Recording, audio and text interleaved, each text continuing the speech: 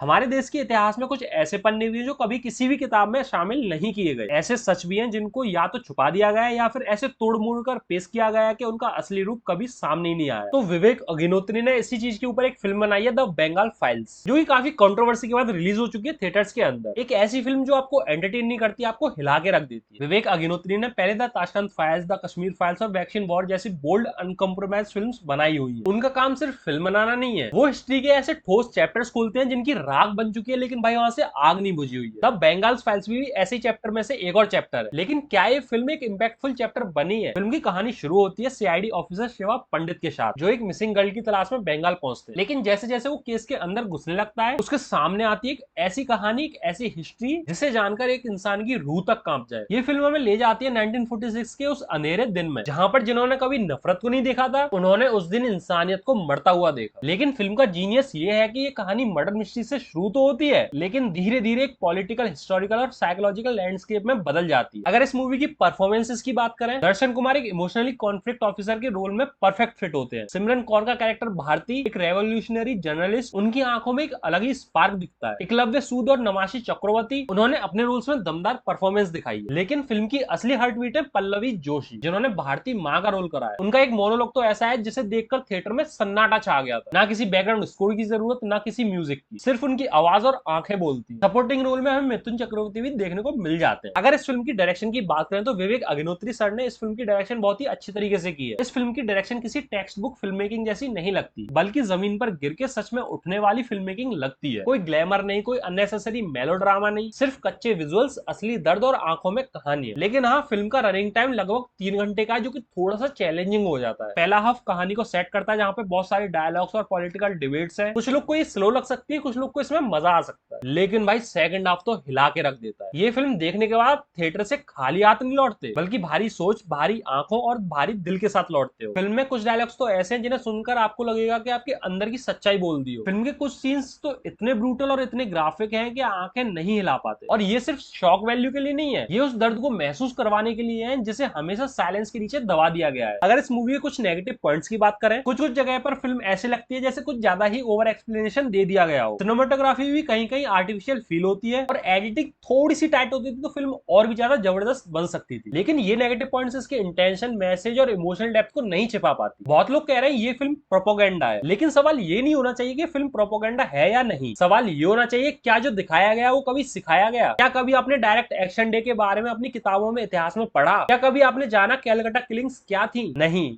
क्यों नहीं? ये फिल्म उसी क्यों का जवाब देती है। तो ओवरऑल मैं बताऊं तो बंगाल फाइल्स एक पेनफुल मिरर है, जिसमें हम देश के सबसे अंधेरे सच को देखते हैं। ये फिल्म आपको एंटरटेन नहीं करेगी, ये फिल्म आपको अनकंफर्टेबल करेगी, और शायद इसी डिस्कंफर्ट में असली सच छुपा हुआ है। ये फिल्म नहीं है, एक डॉक्यूमेंटेशन है। इस फिल्म को मैं 4 स्टार की रेटिंग देना चाहूंगा 5 में से। बाकी आपका क्या मानना है इस फिल्म के बारे में कमेंट में जरूर बताना, मैं जरूर पढ़ना चाहूंगा। तब तक के लिए मिलते हैं नेक्स्ट रिव्यू के साथ। Tata bye bye.